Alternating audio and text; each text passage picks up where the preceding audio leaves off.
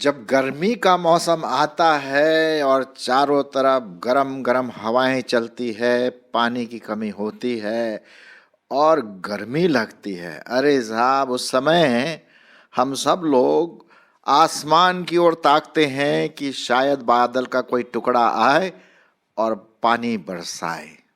है कि नहीं? याद है आपको?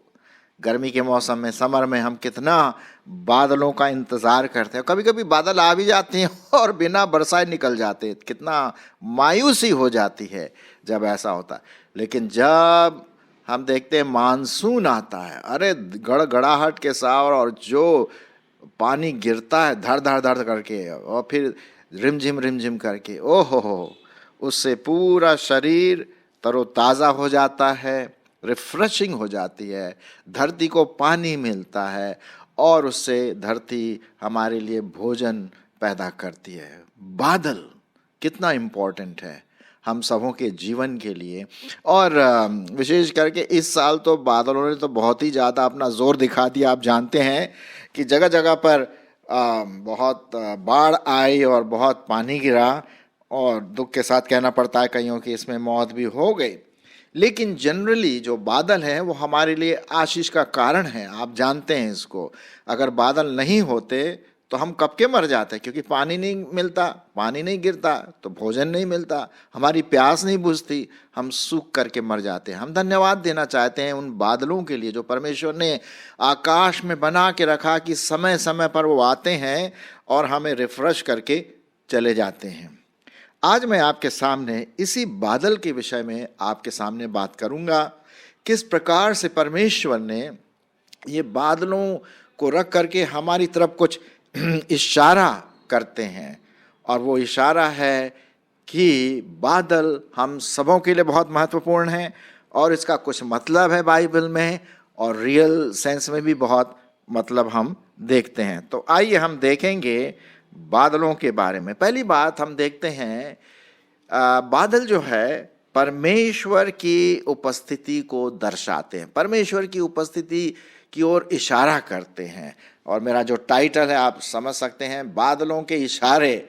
और वो इशारे में बहुत कुछ कह जाते हैं हम सबों के लिए, और हमें उस पर ध्यान देने की बहुत ज़रूरत है। मैं आपके लिए पढ़ूंगा निर्गमन उसका 16 अध्याय और 10 पद। निर्गमन उसका 16 अध्याय और 10 पद। देखते हैं क्या लिखा हुआ है। और ऐसा हुआ कि जब हारून इस्राएलियों की सारी मंडली से ऐसी ही बातें कर रहा था कि उन्होंने जंगल की ओर दृष्टि करके देखा और उनको यहोवा का तेज बादल में दिखाई दिया, बादल में दिखाई दिया। तो हम देखते हैं बादल जो है वो परमेश्वर की उपस्थिति को दर्शाता है। जी हाँ, परमेश्वर की उपस्थिति को दर्शाता। जैसे मैंने अभी आपके सामने पढ़ा, जब भी हम बादल की ओर देखें तो न सिर्फ जल के लिए या पानी के लिए देखें, लेकिन इसका जो आत्मिक महत्व है उसको भी याद करके परमेश्वर को धन्यवाद दें और इसके बारे में सोचें। सो पहली बात हम देखते हैं कि बादल जो है वो परमेश्वर की उपस्थिति को दर्शाता है। दूसरा इतिहास 5 अध्याय और 13 पद। दूसरा इतिहास 5 अध्याय और 13 पद क्या लिखा हुआ है?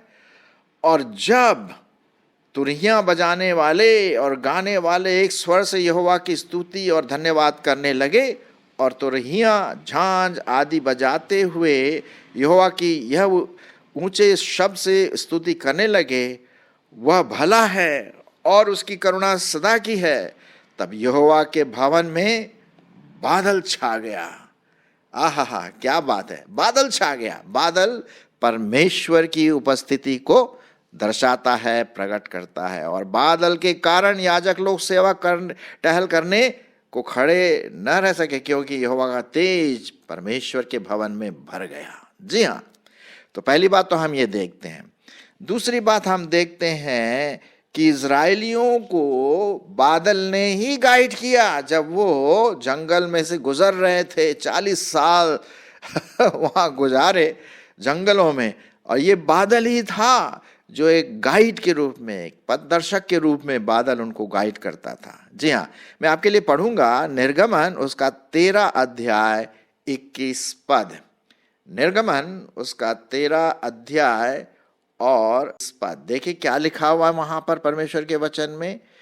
13 अध्याय और 21 पद यहां लिखा हुआ है, और यहोवा उन्हें दिन को मार्ग दिखाने के लिए बादल के खंभे में और रात को उजियाले देने के लिए आग के खंभे में होकर उनके आगे आगे चला करता था, जिससे वे रात और दिन दोनों में चल सके। तो हम यहाँ पर देखते हैं मेरे प्रियो कि बादल जो है एक गाइड के रूप में था, स्पेशली इजराइलियों के जब वो जंगल में से गुजर रहे थे।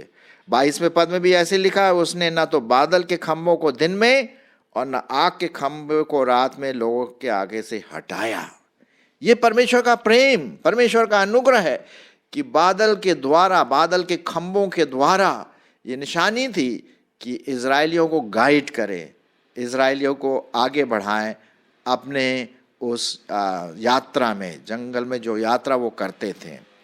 तो दो चीज़ें तो हमने देख ली। अच्छा, और देख लेते हैं बादल के बारे में। आशा है कि आप जब भी नेक्स्ट टाइम बादल देखें तो इन बातों को ज़रूर याद करें और परमेश्वर का धन्यवाद दें। अच्छा, अब हमें देखते हैं, अगर हम नए नियम की ओर आते हैं तो यहाँ पर हम देखते हैं एक जगह पर बादल जो है परमेश्वर की महिमा, उसका ग्लोरिफिकेशन, उसका तेजस्मय जो प्रकाश, वो परमेश्वर की उपस्थिति ये प्रकट करता है, जैसे कि हमने अभी थोड़े समय देखा। मैं आपके लिए पढ़ूंगा लूका रचित सुसमाचार 9 अध्याय, लूका उसका 9 अध्याय और उसका 34 और 35 पद। लूका 9 34 और 35 पद सुनिए।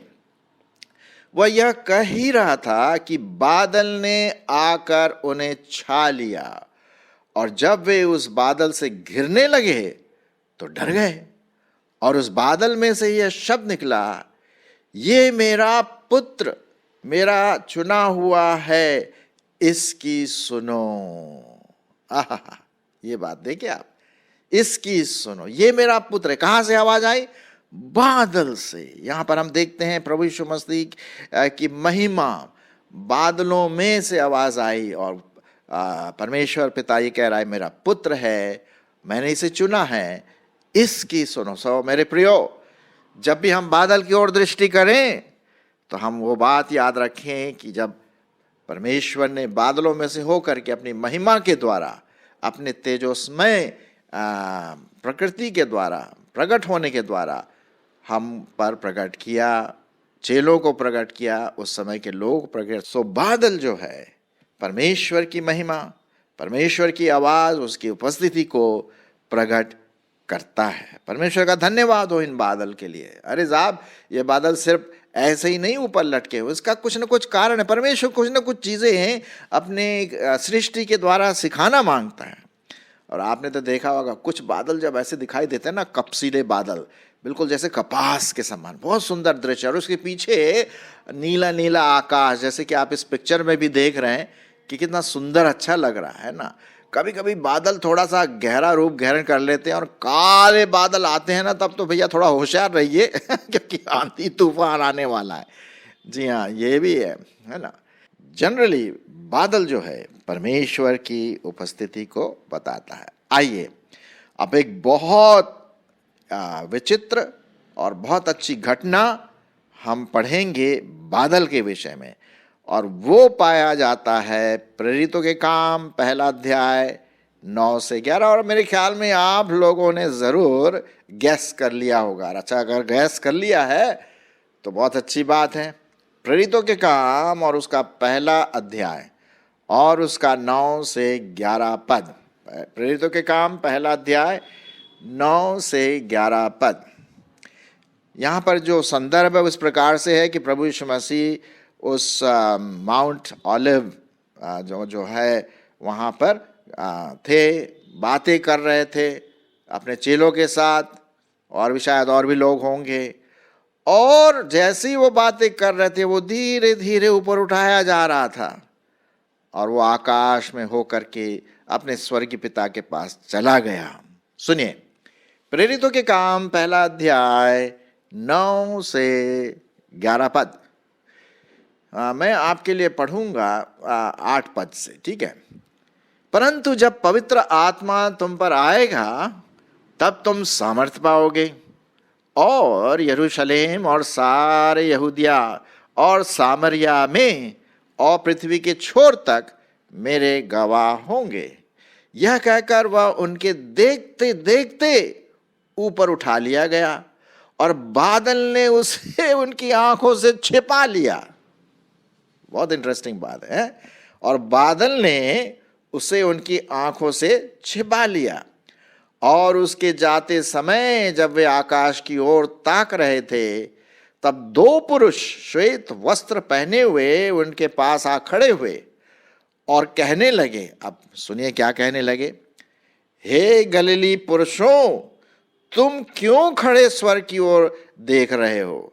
यही यीशु और कोई दूसरा नहीं, यही यीशु जो तुम्हारे पास से स्वर्ग पर उठा लिया गया है, जिस रीति से तुमने उसे स्वर्ग को जाते देखा वह उसी रीति से वह फिर आएगा, बादलों में आएगा। तो पहली बात तो हम यहां पर देखते हैं कि यीशु मसीह का स्वर्ग में उठाया जाना ये कैसे हुआ? बादलों में वो छिप गया, बादल ने ढांप लिया।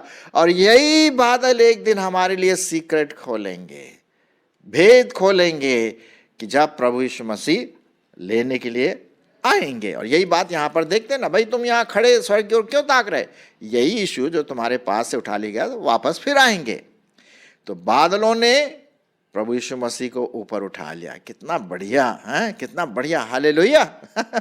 बहुत अच्छी बात हम यहाँ पर देखते हैं। अच्छा, जरा और आगे देख लेते हैं।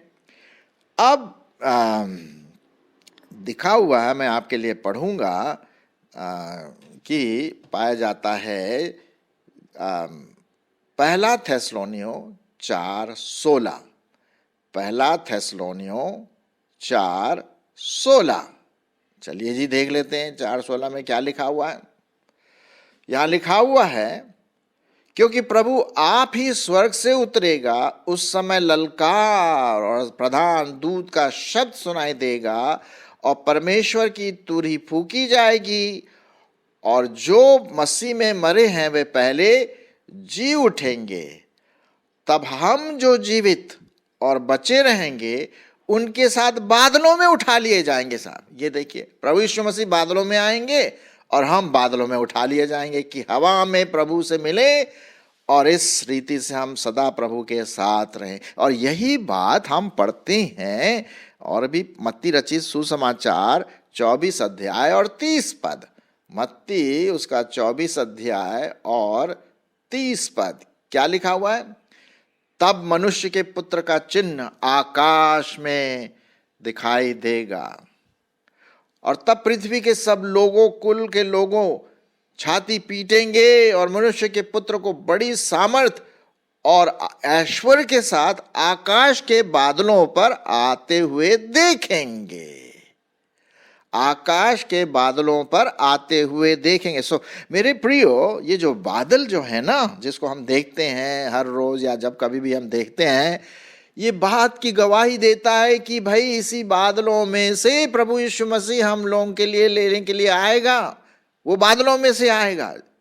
जैसा प्रेरितों के काम में हमने देखा कि वो बादलों के साथ उठा लिए गए और स्वर्गदूतों ने क्या कहा?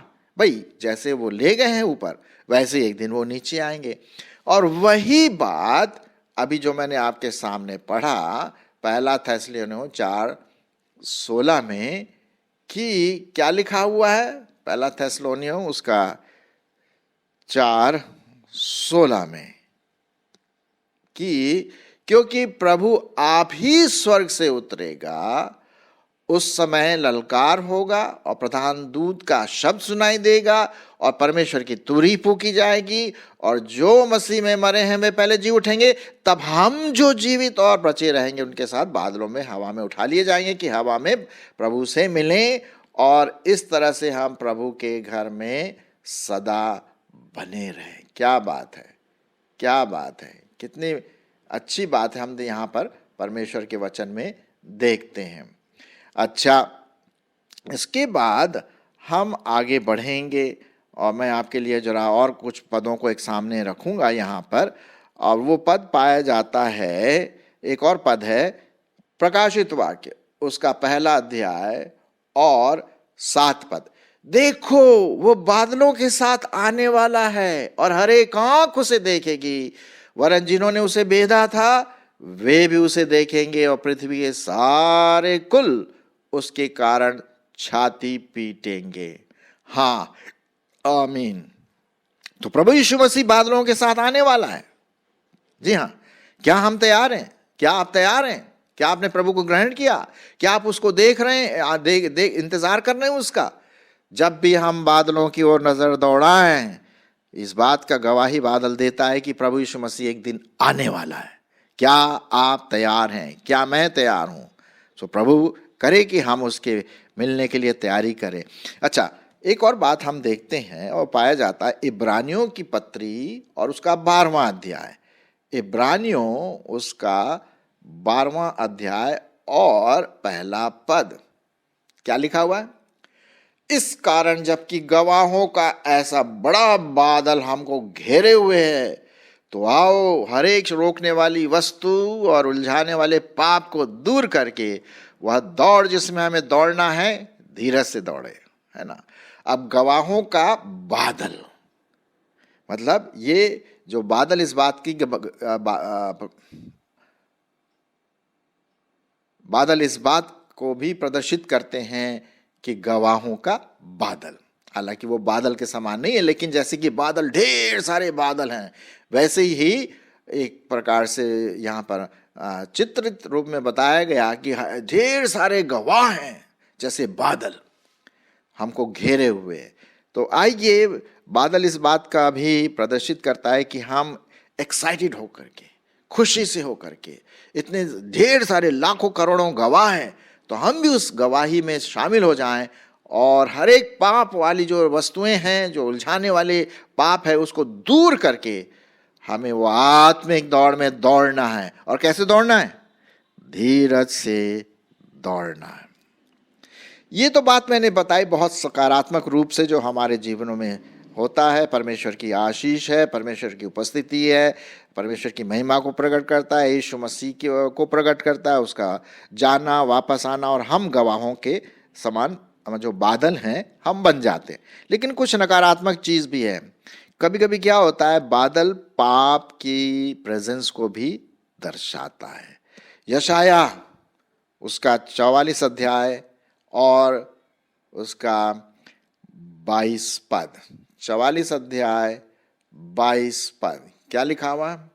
मैंने तेरे अपराधों को काली घटा के सामने और तेरे पापों को बादल के समान मिटा दिया है। मेरी ओर फिर लौट आ, क्योंकि मैंने तुझे छुड़ा लिया है। पापों को बादल के समान मिटा दिया है।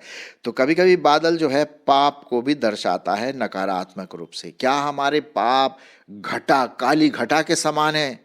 काली घटा के समान है मेरे मित्रों। आइए हम उसको साफ करें। एक और चीज है जो बादल हमें प्रदर्शित करता है, वो पाया जाता है गलत शिक्षक, फॉल्स टीचर्स। दूसरा पत्रस उसका 2 अध्याय और 17वां पद में भी देखते हैं कि जो बादल हैं वो गलत शिक्षक को भी प्रदर्शित करते हैं। मैं आपको यहाँ पर पढ़ के सुनाता हूँ। गलत शिक्षक जो गलत गलत शिक्षा देते हैं, लोगों को भरमाते हैं, झूठी बातें बोलते हैं, बाइबल में जो नहीं है उसको बोल के बताते हैं, तो वो बादल के समान है। सुनिए, 2 पत्रस 2 अध्याय 17 पद। ये लोग सूखे कुएं और आंधी के उड़ाए हुए बादल हैं। कौन? झूठे शिक्षक, झूठे टीचर, फॉल्स टीचर। आंधी के उड़ाए हुए बादल है, उनके लिए अनंत अंधकार ठहराया गया है। वे व्यर्थ घमंड की बातें कर करके लुचपन के कामों के द्वारा उन लोगों शारीरिक अभिलाषाओं में फंसा लेते हैं जो भटके हुओं में से अभी निकल ही रहे हैं।